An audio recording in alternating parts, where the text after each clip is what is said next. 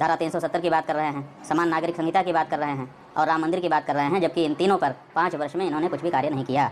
हाथी हैं, हाथी के दांत दिखाने के और होते हैं और खाने के और होते हैं। नरेंद्र मोदी जी ने क्या किया?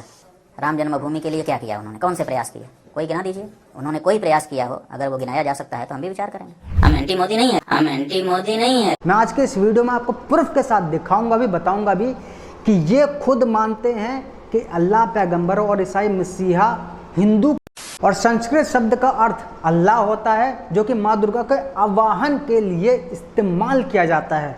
ये इनका खुद मानना है। जय श्री राम दोस्तों। शंकराचार्य को लेकर अधिकतर हर एक जगह सोशल मीडिया पे खबरें चल रही हैं। हर कोई यही कह रहा है कि भाई शंकराचार्य नहीं जा रहे हैं, इसके बारे में ज़रूर कुछ बोलो, इसके बारे में एक अच्छे से वीडियो बनाओ। वीडियो यूट्यूब में आने चाहिए ताकि लॉन्ग और डिटेल में हमें समझ में आए। मैंने इंस्टा पे एक वीडियो बनाए थे, क्या करो उसमें केवल 1.5 मिनट की, खींचतान के 1.5 मिनट की बना सकते हैं रील। बाकी तो डाल तो बहुत लंबी सकते हैं, लेकिन उसकी रीच नहीं पहुंचती, और जो वैसे डालते हैं तो रीच पहुंचानी थी, तो इसलिए मैंने छोटी वीडियो डाली। और जो डिटेल है, क्योंकि वो लोगों तक पहुंच नहीं पाती, बहुत कम लोगों तक पहुंचती है, इसलिए मैंने छोटी वीडियो डाली। तो यूट्यूब में जो है हम डिटेल में सब कुछ बता सकते हैं। सबसे पहले देखिए, कोई भी अगर ऐसा सोचे कि मैं शंकराचार्य जी को एक्सपोज कर रहा हूँ इस वीडियो में, क्योंकि वीडियो के एंड तक देखते देखते आपको ऐसा मालूम चलेगा कि मैं उनको एक्सपोज कर रहा हूँ, तो ऐसा बिल्कुल भी ना सोचे। बिल्कुल ही गलत होगा, या आपका सोचने गलत होगा कि मैं उनको एक्सपोज कर रहा हूँ, क्योंकि शंकराचार्य एक जो पद होता है बहुत मतलब सबसे ऊँचा ही होता है, उससे ऊँचा होता ही नहीं कोई पद। तो शंकराचार्य जी की बराबरी करना इतना किसी के आसान नहीं है, और शंकराचार्य जी बनना इतना भी आसान नहीं होता है। बहुत ही कुछ अध्ययन करना पड़ता है, बहुत ही ज़्यादा कुछ सीखना पड़ता है, समझना पड़ता है, हर एक मंत्रों का ज्ञान होना चाहिए, तब जाके कहीं शंकराचार्य बनते हैं। इतना आसान नहीं है शंकराचार्य बनना। और जब वही लोग सवाल उठा रहे हैं राम मंदिर पे कि राम मंदिर नहीं जाएंगे हम, राम मंदिर का समय गलत है, उद्घाटन का समय गलत है, और मंदिर पूरा बनाने, प्राण प्रतिष्ठा पहले करी जा रही है, क्यों इतनी जल्दीबाजी है? ये जो 2 स्टेटमेंट है ना, बहुत ज़्यादा वायरल हो रहे हैं कि मंदिर पूरा नहीं बना है तो क्यों ये क्या कहते हैं प्राण प्रतिष्ठा करी जा रही है, इतनी जल्दी क्यों है? तो कुछ भी जवाब देने से पहले भैया मैं उनके चरणों में नतमस्तक हूँ, उनको चरणों को प्रणाम करता हूँ। उनके खिलाफ कुछ भी नहीं बोलूँगा, लेकिन जो लॉजिकली चीज़ें हैं, जो अधिकतर चीज़ें निकल कर सामने आ रही है, वो जवाब आपको दूँगा। सबसे पहली बात जो आजकल सबसे ज़्यादा उठ रहा है कि राम मंदिर पूरा बना नहीं है, प्राण प्रतिष्ठा पहले ही क्यों करी जा रही है? तो उसका जवाब ये है कि आपने ऐसा सुना होगा कि जो प्रभु श्री राम का जो गर्भाशय है, वो पूरा बहुत अच्छे से, क्योंकि वो मेन होता है, वो पूरा सही से बन चुका है, इसलिए उनकी प्राण प्रतिष्ठा करी जा रही है। और साथ ही साथ में ये भी बोला जा रहा है कि इतनी जल्दी क्यों करी जा रही है? तो देखिए, अगर आपको ऐसा लगता है कि 1992 से लेकर अब जो प्राण प्रतिष्ठा करी जा रही है तो ये जल्दी हो रही है, तो शायद इससे बड़े गलतफहमी और कुछ नहीं हो सकती है। और ऐसा भी नहीं कि मंदिर को एक गुप्त तरीके से बना दिया, किसी को कोई जानकारी नहीं, प्राण प्रतिष्ठा भी कर दी, एकदम लॉन्च कर दिया कि प्राण प्रतिष्ठा हो गई। वहाँ पे कई बड़े बड़े और महंत संत हैं, जिनसे अच्छे से विचार करके बातचीत करने के बाद में ही ये मुहूर्त निकाला गया होगा। तो ऐसे ही प्राण प्रतिष्ठा नहीं करी जा रही है। 4 शंकराचार्य में से केवल यही 2 लोग सवाल उठा रहे हैं। ये इनके सवालों के जवाब थे। अब इनका भी कुछ ज़्यादा ही स्टेटमेंट वायरल हो रहा है कि जब मोदी जी वहाँ पे प्राण प्रतिष्ठा करेंगे तो क्या हम वहाँ पे बैठ के ताली मारेंगे? तो उसका जवाब मैंने पहले एक वीडियो बना करके दे दिया। ये है थंबनेल। यूट्यूब में आप जाएंगे, चैनल के अंदर आपको वीडियो मिल जाएगी। एक वीडियो इनकी इस समय बहुत ज़्यादा वायरल हो रही है। नरसिंह राव हमसे टकराए कहाँ गए, मुलायम सिंह हमसे टकराए कहाँ गए, लालू यादव हमसे टकराए कहाँ गए, ज्योतिर्वस हमसे टकराए कहाँ गए। जिनको भी ये बता रहे कि ये जो हमसे टकराए हैं ये लोग कहाँ गए, तो एक छोटा सा जवाब है इनके लिए। मतलब इस सवाल का इनको तो जवाब नहीं, इस सवाल का जवाब है कि जितने भी लोग गए हैं, जितने भी लोग ख़त्म हुए हैं, ये अपना टाइम टेबल के हिसाब से ख़त्म हुए हैं। और लालू आज भी जिंदा है, ठीक है, वो आज भी जीवित है, उसको कोई दिक्कत नहीं है, जमानत पे घूम रहा है वो। आज मोदी या योगी हमसे टकरा रहे हैं, एक आतंकवादी बन रहे हैं, कहने को अच्छे लगते हैं, लेकिन देशद्रोह का काम कर रहे हैं या नहीं? जिनकी तारीफों का डंका पूरी दुनिया बजा रही है, उनको ये देश और द्रोह का बता रहे हैं कि काम कर रहे हैं। मोदी जी, योगी जी देशद्रोह का कितना कार्य कर रहे हैं ये मुझे बताने की जरूरत नहीं है, पूरा भारत जानता है। अरे भारत ही नहीं, पूरी दुनिया जानती है कि क्या काम कर रहे हैं, और आप उनको बता रहे हैं कि देशद्रोह का काम कर रहे हैं। अगर ये लोग देशद्रोह का काम कर रहे हैं तो 2015 में जब मुख्यमंत्री अखिलेश यादव था, तब उनके हुक्म पर प्रतिमा विसर्जन करने के समय शंकराचार्य, अभिमुक्तेश्वरानंद जी और उनके जो साथी है उन पर लाठी चार्ज किया, लाठियों से बहुत गंदी तरीके से मारा पीटा जाओ।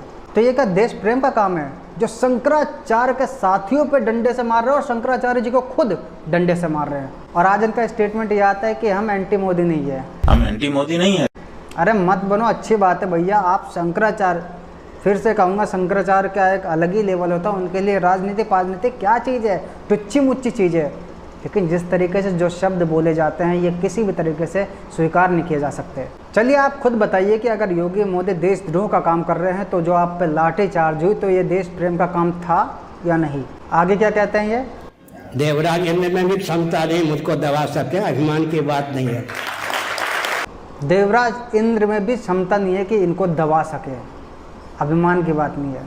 अब क्या बताएं, एक तो छोटी मोटी चीज़ हो सकती है, लपेटा जा सकता है, लेकिन ये तो बड़ी बहुत ही हाई लेवल की बात कर दी। मतलब डायरेक्ट ये देवराज इंद्र जी को ही चैलेंज कर रहे हैं। और किसके सामने झुक रहे हैं, फूल किसको चढ़ा रहे हैं? ये दोनों ही देखिए आप, दोनों ही झुक भी रहे हैं, दोनों फूल भी चढ़ा रहे हैं। देखिए मुझे बहुत अच्छे से मालूम है कि हमारे मंत्रों में वो पावर है कि जो अच्छा खासा इंसान है उसको भी मारा जा सकता है ऑन द स्पॉट, मरते हुए इंसान को बचाया जा सकता है और मरे हुए इंसान को भी जीवित किया जा सकता है। ये मंत्रों में पावर है। मंत्रों में असिद्धि में इतनी पावर है कि ठंडी गर्मी को महसूस तक नहीं किया जा सकता। मंत्रों में इतनी पावर है कि आग में वो लेट सकते हैं लेकिन आग उनको टच तक नहीं कर सकती है। मंत्रों में और सिद्धि में इतनी पावर होती है कि भगवान जैसी शक्ति को भी प्रदान कर सकते हैं। लेकिन ये जो सीधा चैलेंज कर रहे हैं कि भगवान इंद्र भी हमारा कुछ नहीं कर सकते हैं और झुक किसके सामने रहे हैं, तो ये थोड़ा इससे भी हट के बात हो जाती है। कुछ समझ ही नहीं आता कि कहाँ की बात कर रहे हैं। फिर से दंडवत प्रणाम करता हूँ शंकराचार्य आप, मुझे अच्छा नहीं लगता है कि आपके बारे में सारा कुछ कहूँ, लेकिन जो सबूत जो प्रमाण है वो तो सभी के सामने रख रहा हूँ मैं। राम मंदिर नहीं, जन्मभूमि पे बनाया जा रहा है संघ का कार्यालय। ये किसकी भाषा है? ये क्या एक शंकराचार्य जी की भाषा हो सकती है? मेरी नज़र में तो नहीं, क्योंकि ऐसे बयान तो एक कांग्रेस या फिर कोई सा भी विपक्षी पार्टी देता है। कोई सा विपक्षी पार्टी या कांग्रेस की बात नहीं करूँगा, सभी लोग अधिकतर यही बोलते हैं। देखिए अगर आप में इतनी शक्ति है, इतनी पावर है, सबसे पहली बात देख लीजिए, मैं आपको चैलेंज नहीं कर रहा हूँ, ठीक है ना, चुनौती दे रहा हूँ। आपने तो खैर देवराज इंद्र जी को चुनौती दे दी, चैलेंज कर दे, लेकिन मैं आपको ऐसा कुछ नहीं कर रहा हूँ।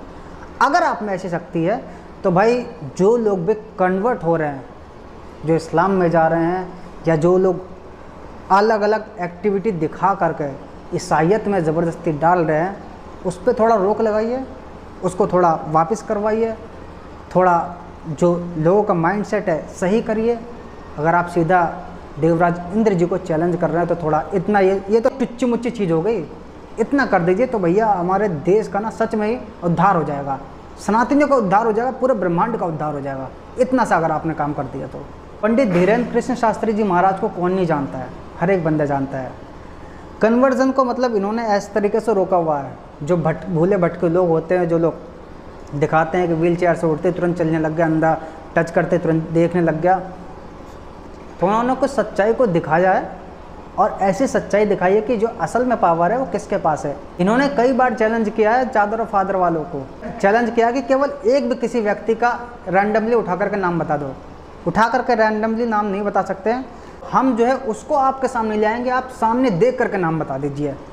इतना तक चैलेंज कर दिया, तब भी इस चीज़ को कोई एक्सेप्ट नहीं कर रहा है। इनकी वाहवाही बहुत ज़्यादा हो रही है। तो इसी चमत्कार से रिलेटेड एक प्रश्न पूछा जाता है स्वामी अभिमुक्तेश्वरानंद स्वामी जी से कि इसके बारे में क्या कहेंगे। तो ये डायरेक्ट साफ तौर पे कहते हैं कि ऐसा कुछ भी नहीं है, अगर ऐसा कुछ है तो भैया हमारे जोशी मठ के जो दरारें हैं उसको भर दो। मतलब कि बिल्कुल ही मट्टी पलीत कर दे कि ये कुछ नहीं है, जो है हम हैं। अगर ये इस तरीके से कह रहे हैं तो क्या आपसे जानना चाहूँगा, ये बालाजी महाराज पे प्रश्न नहीं खड़ा कर रहे हैं? मतलब कि अगर आप वो चीज़ नहीं कर सकते तो कोई भी नहीं कर सकता है। सिद्धि में कितनी पावर होती है ये मुझे बताने की ज़रूरत नहीं है, आप शंकराचार्य हैं, बहुत अच्छे से जानते हैं। लेकिन इसके बारे में ज़रूर बताइए कि यहाँ पे क्या करने गए थे आप। अब कुछ बयान है स्वामी निश्चलानंद स्वामी जी के, जो कि बिल्कुल ही अलग है, हाई लेवल के बिल्कुल। लेकिन वो ऐसा स्टेटमेंट है जो आज तक आपने कभी भी ईसाइयत को मानने वाले के मुंह से सुना ही नहीं होगा कभी भी। लेकिन इनके मुंह से सुनिए, इनका कहना है कि ईसाई मसीहा को जब सूली पर चढ़ा दिया गया था तो सबने समझा कि वो मर जाएंगे, लेकिन ईसाई मसीहा जीवित निकले। इसके बाद वो पैदल घूमते घूमते कश्मीर आए और आज भी कश्मीर में ईसाई मसीहा की समाधि है। ये चीज़ आपने पहली बार सुनी होगी, और वो भी इनके मुँह से, शंकराचार्य जी के मुँह से। बल्कि ईसाइयत को मानने वालों ने कभी ऐसी चीज़ बोली तक नहीं, इन्होंने ऐसा बोल दिया। एक और बयान है कि संस्कृति का शब्द है अल्लाह, संस्कृति का शब्द है अल्लाह, माँ दुर्गा के आवाहन के लिए किया जाता है इस्तेमाल। ये इनके बयान है शंकराचार्य। आप कमेंट सेक्शन आपके लिए खाली है, आप खुद बताइए कि अगर ये नहीं आएंगे तो क्या मंदिर में कोई दिक्कत आ जाएगी, क्या कोई परेशानी आ जाएगी, क्या एकदम तूफान आ जाएगा, कुछ वैसा मंदिर उड़ जाएगा, सारे जितने भी हिंदू हैं सारे ख़त्म हो जाएंगे, क्या ऐसा कुछ हो जाएगा? शायद ऐसा कुछ नहीं होगा। मेरा साफ तौर पे कहना है कि अगर ये लोग नहीं आ रहे हैं तो अखिलेश यादव भी नहीं आ रहा है। वही अखिलेश यादव जिसने अपनी मौजूदा सरकार में स्वामी अभिमुक्तेश्वरानंद जी महाराज पे डंडे पड़वाए थे, इनके भक्तों पे लाठी चार्ज करवाया था, इन पे खुद डंडे पड़वाए थे, वो लोग नहीं आ रहे हैं। सोनिया गांधी नहीं आ रही है, खड़गे नहीं आ रहे हैं, तो क्या कोई दिक्कत हो रही है? नहीं होगी। लाखों की तादाद में राम भक्त आ रहे हैं, हिंदू आ रहे हैं। तो जब साक्षात प्रभु श्री राम आ रहे हैं तो कोई आए या ना आए, क्या दिक्कत है? जय श्री राम।